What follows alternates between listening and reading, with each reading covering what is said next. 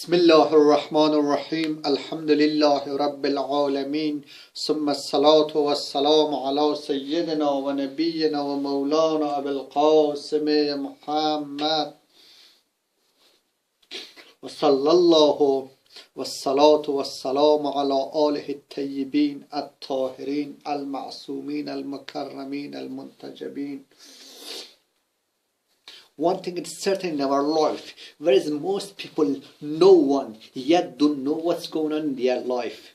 Most people, no one yet don't know what's going on in their life. And somehow do understand while others don't understand. Somehow has a clear, does it Allah's burden, qaza is qadar, is well for us, or Allah's burden, qaza wa qadar, is bad for us. Or it is for our well, or no, it is by qaza wa qadar of Allah subhanahu wa ta'ala, we face a hardship, bad circumstances. Well, we've got a type of burden, we've got three types of burden and karma. One is the karma, it's been written down. We're facing the karma by our sin, by our sin. Example, yesterday I said lied. If yesterday I said lie to someone else, more likely I will face that karma soon or late. Or may I face that lie, the lie I've been told that I deceived other. If I deceived other, if I deceived friends, colleagues, acquaintances, or family, more likely someone else will deceive me within the near future. On the other hand, if I be honest with the other person, example, I try to be helpful, I try to do something, I try to be helpful to him. I try to teach him a Quran. I try to talk him about Islamic words. I will try to teach him about Islamic thoughts. And he benefited. And the day of judgment, I will benefit from that. Because I will pass the message of Allah subhanahu wa ta'ala to someone else. I pass the message of Allah subhanahu wa ta'ala to someone else. It is very important that to function better as a slave, as a unique slave, we must do better. How do we do better? We must pass the message of Allah to someone else. So we've got two types of deeds: a bad deeds, a good deeds. A bad deeds including most of things, and a good deeds including most of things. Within a good deeds, it can be an area in the field where there's lots of sin. Example, in the field of, if you go to in the field of arrogancy, within the field of arrogancy, there is lots of sin going on. Like you look degrading others, look with so much humiliation towards others, not respecting others, not understanding others, just with one sin, creating many sins.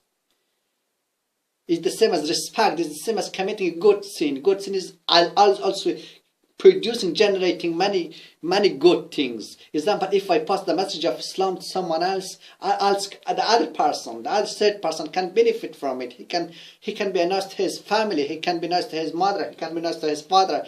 He can teach the message of Islam to someone else. Even he can be punctual in their praying. He can pay the welfare. He can go yearly go to Hajj.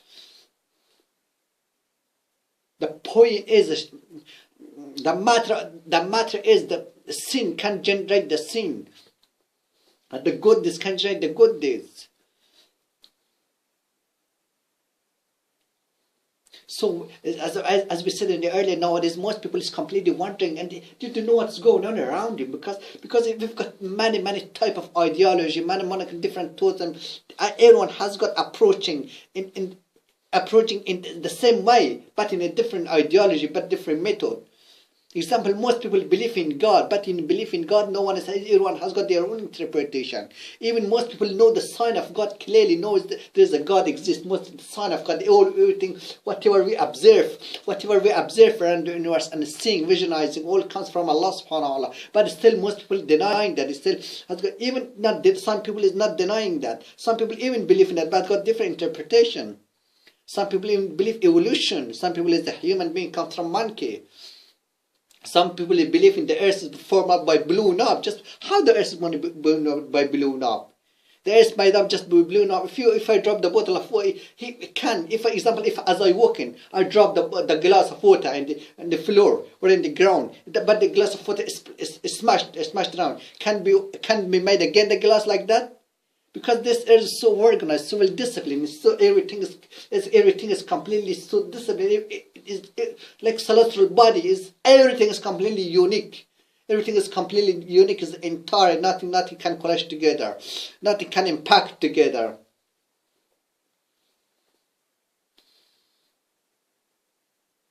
The affiliation of the universe, all the connectivity of the universe is pertinated uniquely together. So there is no doubt, there's a unique organized going on. It's not just crashed, it's just like a balloon, but it's not the sudden universe.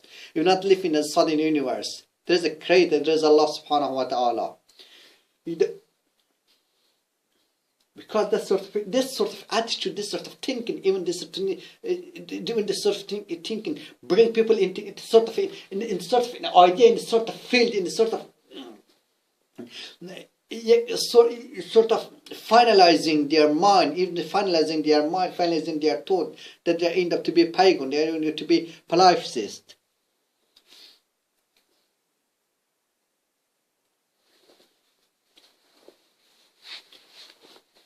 So the first point is most people is in a complete perplexity, more perplexity. What does it mean?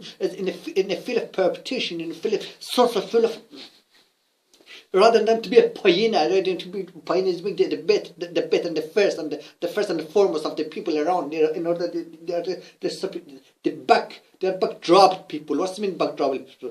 They're the sort of people have a journey toward, instead of them moving forward, they keep bump, but they keep down, goes bump and goes down. This sort of people goes backward.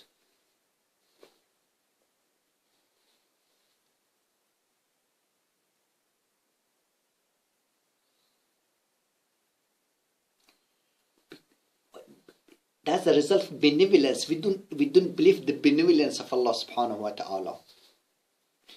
We don't believe the prosperity.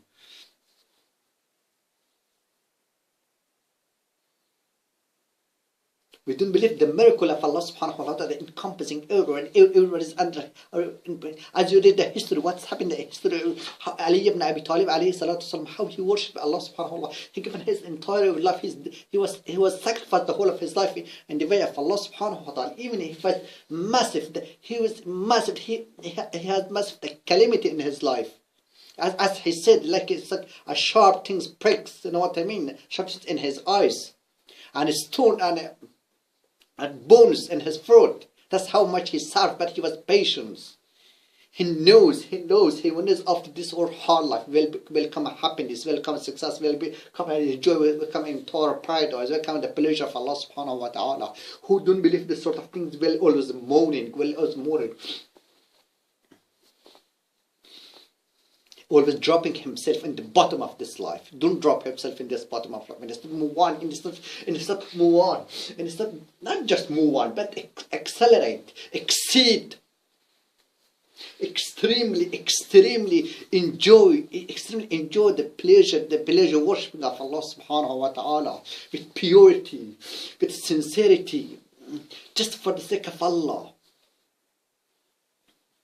With dedication to sacrifice, to what Prophet Ibrahim, how he sacrificed himself in the way of God. Despite when Namrud threw him in the fire, in the desert fire, and he believed in God so much, and Allah turned the fire into flower, turned the fire into light.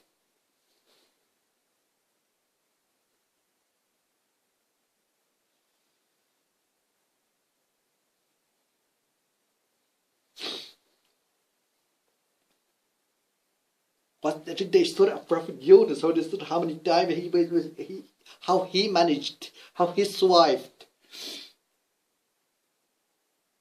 وَظَنُّونِ إِذْ ذَهَبَ مُغَاضِبًا فَظَنَّ أَن لَّن نَّقْدِرَ عَلَيْهِ.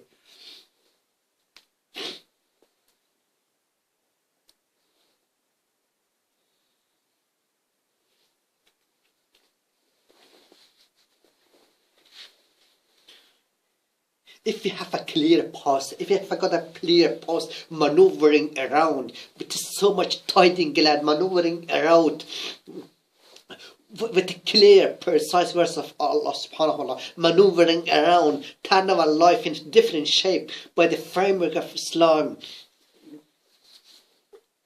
deliberately committing something just for the sake of Allah, then we will understand everything Allah, then will receive the reward of Allah subhanahu wa ta'ala. But if we have no decision, then we'll be deteriorated, then we'll be distressed, then we'll be dishonest to ourselves.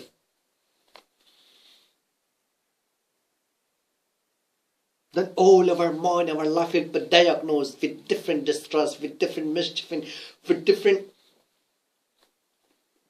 All of our system will be collapsed. Rather, we must build on it. We must build on it with what? With the help of Quran, with the verse of Quran. We must build our life.